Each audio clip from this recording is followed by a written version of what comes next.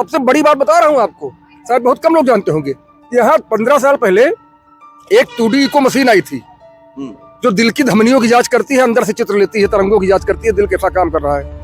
वो मशीन पिछले 10 साल से एक कमरे में बंद है।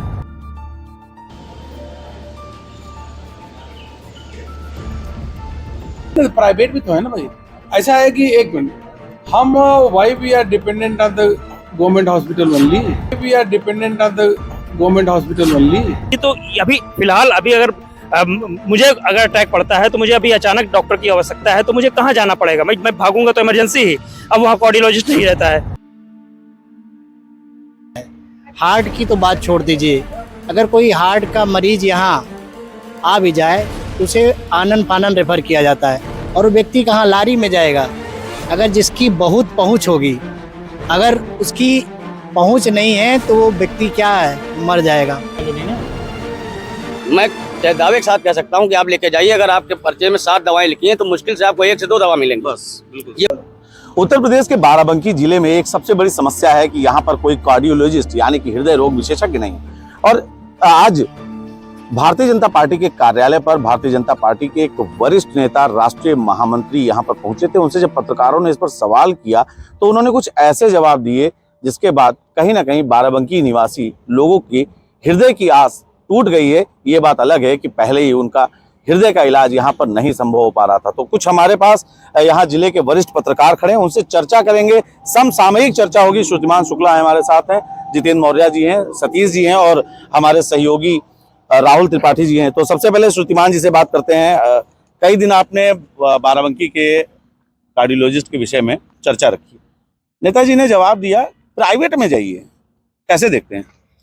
नेताजी ने जवाब दिया कि प्राइवेट में जाइए, लेकिन उसके बाद उन्होंने अपनी बात को संभालते हुए ये कहा कि संभालते हुए ना, मतलब संभालते हुए आयुष्मान कार्ड लेकर जाइए। श्रुतिमान जी जो सही संभालते हुए, हाँ, उन्होंने कहा आयुष्मान कार्ड लेकर जाइए। ठीक है, सबसे बड़ी समस्या यह है कि करीब 40 लाख की आबादी वाला जिला है, और आप सोचिए कि 24 घंटे में 10-20 लोगों को तो सीने में दर्द होता ही होगा, और एकमात्र चारा है जिला महिला अस्पताल की इमरजेंसी। वहाँ लोग जाते हैं, वहाँ प्रशिक्षु डॉक्टर मिलते हैं, और कुछ देर उपचार करने के बाद बीपी ज़्यादा होती है या उसको कोई हृदय में दिक्कत है, ट्रामा सेंटर है, लेकिन वहाँ पर तुरंत जो है 24 घंटे के लिए वो भी नहीं है कि उसका ECG हो जाए या और सबसे बड़ी बात बता रहा हूँ आपको, शायद बहुत कम लोग जानते होंगे, यहाँ 15 साल पहले एक 2D इको मशीन आई थी जो दिल की धमनियों की जांच करती है, अंदर से चित्र लेती है, तरंगों की जांच करती है, दिल कैसा काम कर रहा है। वो मशीन पिछले 10 साल से एक कमरे में बंद है। आप लोगों को मालूम नहीं होगा, वो मशीन 10 साल से कमरे में बंद है, क्योंकि उसको चलाने वाला डॉक्टर नहीं है, चलाने वाला उसको डॉक्टर नहीं है, और OPD में देखने वाला डॉक्टर नहीं है। तो हृदय रोगियों के लिए बाराबंकी अस्पताल में कोई जगह नहीं, ऐसा मुझे लग रहा है। बस कार्डियो की, हृदय की दवाएं सस्ती हो गई। जितेंद्र जी, आप भी वहां पर सारी बातों को, सारे वक्तव्यों को सुन रहे थे। उनका कहना है कि पिछले 67 सालों से, 60 सालों से पिछली सरकारों ने कुछ नहीं किया, हमारी सरकार ने, केंद्र सरकार ने MBBS में सीटें बढ़ाई हैं। क्या 5 साल MBBS करेंगे, 2 साल MD करेंगे, उसके बाद कार्डियोलॉजिस्ट मिलेगा बाराबंकी को? देखिए, माननीय सांसद जी जो आए थे, उन्होंने पत्रकार बंधुओं ने, हमारे साथियों ने ये बात रखी कि बाराबंकी में स्वास्थ्य व्यवस्था जो है कहीं ना कहीं बेपटरी है। अगर यहाँ पे जिला अस्पताल, अगर हम लोग इमरजेंसी में किसी मरीज को लेके जाते हैं तो उसको सीधे रेफ़र कर दिया जाता है, इलाज नहीं हो पाता है। रही बात कार्डियोलॉजिस्ट की, तो कार्डियोलॉजिस्ट पिछले कई सालों से जो है यहाँ मांग चल रही है। इवन यहाँ के डिप्टी CM है श्री विजय पाठक जी, उनको भी अवगत कराया गया, लेकिन कहीं ऐसा बयानबाजी तो होती है, अखबारों में आता है, मीडिया की सुर्खियां बनता है कि कार्डियोलॉजिस्ट नहीं, लेकिन इस पे जो है अमल कोई नहीं कर रहा ना, कि सरकार, अब उन्होंने इसी बात को लेकर कहा कि जो है 67 साल से कांग्रेस सरकार रही, अब इसको कहते हैं ना, राजनीति का रूप दिया जा रहा है, इसको अब राजनीति का रूप दिया जा रहा है। यहाँ जनता जो है अपने स्वास्थ्य के लिए, और जनता मर रही है, सांसद जी जो है समस्या से हटाकर इसे राजनीतिक रूप देकर किसी तरीके से ढांढस बनाया जा रहा है। अब बताइए, उनका कहना है कि मैंने सीटें बढ़ा दी। अरे सीटें बढ़ा दी तो अभी फिलहाल अगर मुझे अगर अटैक पड़ता है तो मुझे अभी अचानक डॉक्टर की आवश्यकता है, तो मुझे कहाँ जाना पड़ेगा? मैं भागूंगा तो इमरजेंसी ही, अब वहाँ कार्डियोलॉजिस्ट नहीं रहता है। और रास्ते में ही तमाम ऐसे केसेस पिछले 1 साल में हुए हैं, एक दर्जनों केस हम गिना देंगे कि जो अस्पताल में दम तोड़ दिए हैं हार्ट अटैक से दम तोड़ दिए हैं, उसका इलाज नहीं मिल पाया डॉक्टर के ना होने की वजह से। इसके अलावा आपको बता दें, बाराबंकी में तमाम मंत्री, केंद्रीय मंत्री, जिला अधिकारी महोदय से भी मांग की गई। जिला अधिकारी महोदय ने भी हाथ खड़े कर दिए कि यहाँ पर संभव नहीं है, ये आपका शासन स्तर का मामला है। तो ये बड़ी समस्या है। अब मंत्री जी ने क्या कहा कि आप पहले सीटें बढ़ा दी, फिर एमबीबीएस करेगा 5 साल लड़का, अब उसके बाद फिर वो लड़का प्रैक्टिस भी तो करेगा, उसके बाद फिर ये वैकेंसी निकालेंगे, वैकेंसी में भी तमाम आप जान ही रहे हैं कि पर्चा आउट, ये कहानी सब पूरी होती। तो कम से कम 10 साल, पूरा 15 साल ऐसे ही आदमी जो है यही करता रहेगा, फिर वो जब भर्ती आएगी तब तो समय बताएगा। ये रोष नहीं है, ये वो दुख के भाव हैं जो यहाँ पत्रकार बता रहे हैं और ये जनता की समस्या है। एक छोटी सी हम बात बताना चाहेंगे। पिछले साल मेरे पिताजी को अटैक पड़ा हुआ था, मैं जिला अस्पताल लेके गया, डॉक्टर पे डॉक्टर आ गए, 4 डॉक्टर आ गए, उनको ये नहीं पता चला कि उनको अटैक पड़ रहा है, हार्ट अटैक हो। वो बता रहे हैं कि आपको दिमाग में कुछ, मतलब वो भी नहीं बता पा रहे क्या प्रॉब्लम क्या है। पापा का जो है हमारे अटैक पड़ा, वो थोड़ा सा बोलने में और कपकपी बॉडी में हो रही थी, तो यहाँ से उन्होंने करीब 2 घंटे बाद रेफर कर दिया। इवन आपको बताया, मैंने तमाम वरिष्ठ लोगों को फ़ोन किया, उन लोगों ने बताया कि यहाँ ईसीजी कराइए, वहाँ ईसीजी नहीं था तत्कालिक तौर पे। तो मैं 2 घंटे वेट किया, भी मैं सीधे लखनऊ केजीएमसी भगा। तो केजीएमसी में खैर पिताजी हमारे पिताजी को देखा गया, स्वस्थ हो गए, ईश्वर की कृपा रही कि हम समय से पहुंच गए। तो ये एक बड़ा समय से पहुंच गए। सतीश जी, आप काफी लंबे समय से बाराबंकी रिपोर्ट कर रहे हैं। जितेंद्र जी ने कहा कि समय से पहुंच गए, यहाँ पर जब हॉस्पिटल पहुंचे, मान के चलिए कार्डिक की, और इस वक्त समस्या कुछ ज्यादा भी चल रही। लखनऊ में अक्सर जाम लगता है, ये सौभाग्य का विषय था कि जितेंद्र जी अपने पिताजी को लेकर पहुंच गए। यहाँ से रेफर कर दिया जाता है कार्डियक ऑक्यूपेशन। इस पूरी व्यवस्था को किस तरीके से आप देखते हैं? देखिए भाई साहब, रितेश जी, स्वास्थ्य व्यवस्था राजधानी के पास में है बाराबंकी जिला, और अंदाज़ा लगाइए कि यहाँ की व्यवस्था वैसे और ज़िलों से बेहतर है, लेकिन जिस तरह से राजधानी के पास में बाराबंकी ज़िला है, ट्रामा सेंटर बड़ा सा बना हुआ है। ट्रामा सेंटर का मतलब होता है कि इमरजेंसी केसेस में व्यक्ति को बेहतर इलाज, लेकिन आप देखिए कि रेफर सेंटर बन गया है। हार्ट की तो बात छोड़ दीजिए, अगर कोई हार्ट का मरीज़ यहाँ आ भी जाए तो उसे आनन फानन रेफ़र किया जाता है, और वो व्यक्ति कहाँ लारी में जाएगा। अगर जिसकी बहुत पहुँच होगी, अगर उसकी पहुँच नहीं है तो वो व्यक्ति क्या है, वो मर जाएगा। आप सोचिए कि लारी जैसे हॉस्पिटल में भर्ती करवाना आज की डेट में सबसे बड़ी चुनौती है। यहाँ मंत्रियों, सांसद, विधायकों के फ़ोन जाते हैं, फिर भी मरीज, उनके परिवार वाले चक्कर वहाँ काटते हैं। और प्राइवेट की आप देखिए कि अगर एक मरीज़ आपका प्राइवेट में भर्ती है तो आपका सब कुछ बिक जाएगा। बिल्कुल। हाँ भाई, लास्ट में क्या है, हार मान के क्या करेंगे, उठा लाएंगे मरीज को, इतना पैसा लग जाता है। इतनी स्थिति खराब है। लगातार आप देखिए कि ये मुद्दा उठता रहा है। बाराबंकी ज़िले में हार्ट का कोई डॉक्टर अभी लंबे समय से नहीं है, निश्चित। और मशीनें जो 2D यूको की मशीन है वो बंद पड़ी हुई है।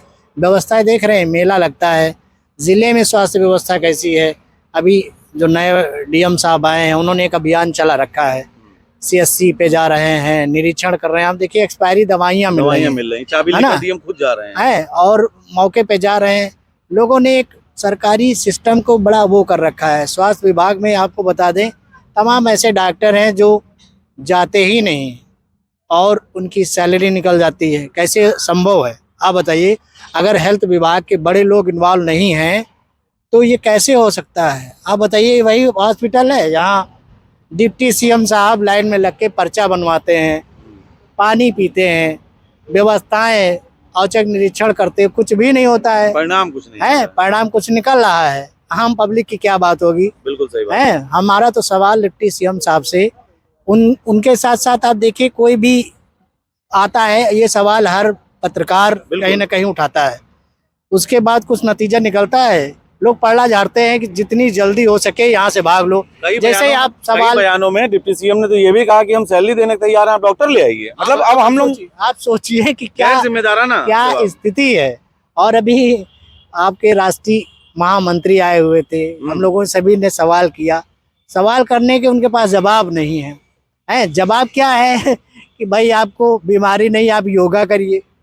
अभी मैं मुझसे ही बात किया, हालांकि अभी यहाँ के जो मंत्री हैं अपने सतीश चंद्र शर्मा जी, उन्होंने सारी पॉइंट नोट किया है। हाँ, दिखा रहे थे बिल्कुल कि सारी भाई डॉक्टर की और जो स्वास्थ्य व्यवस्था में जो कमियां हैं। और मुझे लगता है सतीश जी, मैं आपको अगर यहाँ पर रोकूं तो मुझे लगता है कि जिस गंभीरता के साथ आज सवाल उठे हैं, लगभग सभी पत्रकारों ने एक सुर से ये सवाल उठाए, तो निश्चित ही जिस प्रकार से राज्य मंत्री ने समस्याओं को गिना है, संभवतः मुख्यमंत्री तक पहुंचेगी।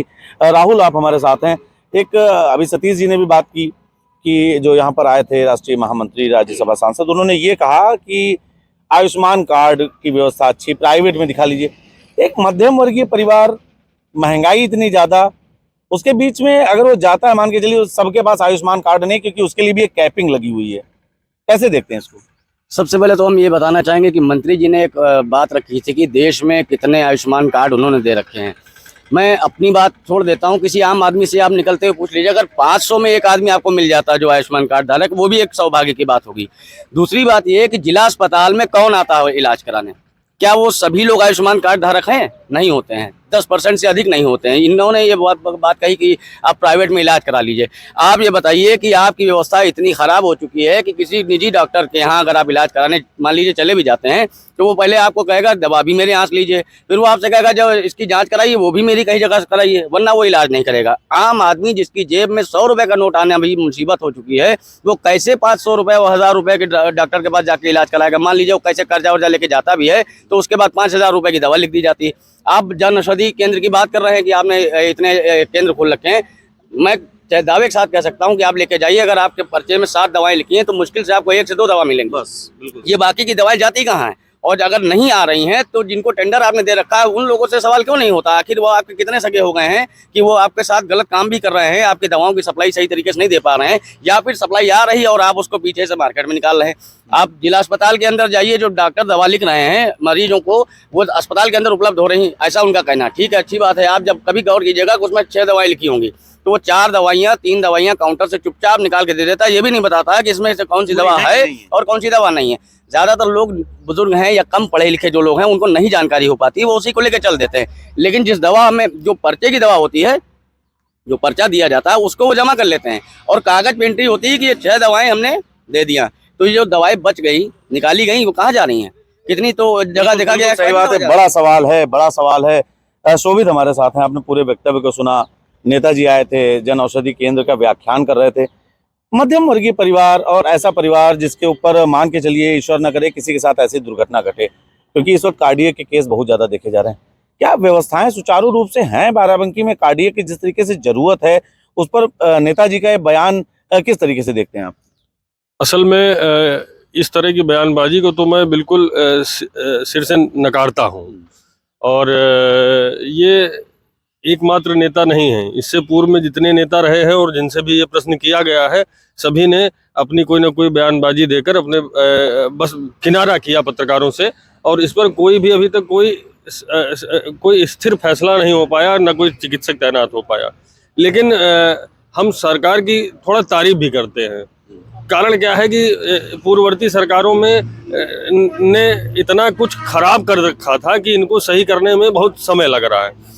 आप गंभीरता से गौर करेंगे तो जो जन औषधि केंद्र है हमारा, काफ़ी हद तक वहाँ पर कॉस्टली दवाई नहीं मिल पाती हैं, ये शिकायतें रहती हैं। मैं भी जाता हूँ, रिपोर्ट करता हूँ, तो मान लीजिए अगर पर्चे में 7 दवाइयाँ लिखी हैं तो 4 दवाइयाँ या 3 दवाइयाँ नहीं हैं। लेकिन 3 दवाइयाँ हैं तो उन 3 दवाइयों से राहत तो मिली है, लेकिन इसमें सुधार करने योग्य है कि कहीं तो कुछ गलती हो रही है जहाँ पर सुधार करना चाहिए। और इस इनिशिएटिव को तो बहुत अच्छा इनिशिएटिव है सरकार का कि सरकार ने उन दवाइयों पर 94-95% की छूट दे दी है, जिन दवाइयों को अमूमन गरीब आदमी। लेकिन शोभित जी, बात यहाँ पर ये है कि एक गरीब व्यक्ति पहुँचता है और उसे डॉक्टर ही नहीं मिलता है, तो दवाएं लिखेगा कौन उसे? नहीं, ये ऐसा है नहीं कि परमानेंट डॉक्टर नहीं है, अल्टरनेटिव एक चिकित्सक इन्होंने तैनात कर रखा है, लेकिन वो जनरल हार्ट के वो देखते हैं। अरे वो डिप्टी सीएम ने भी हाल ही में, जब डिप्टी सीएम आए थे, उन्होंने ये बात कही थी कि डॉक्टर आप दे दीजिए। चलिए ये बताइए कि डॉक्टर हम आपको ला के दे दें, आप उसको सैलरी देंगे, आप उसका प्रोफार्मा तैयार कीजिए, हम लोग किसी प्राइवेट डॉक्टर को लेके बैठा देते हैं।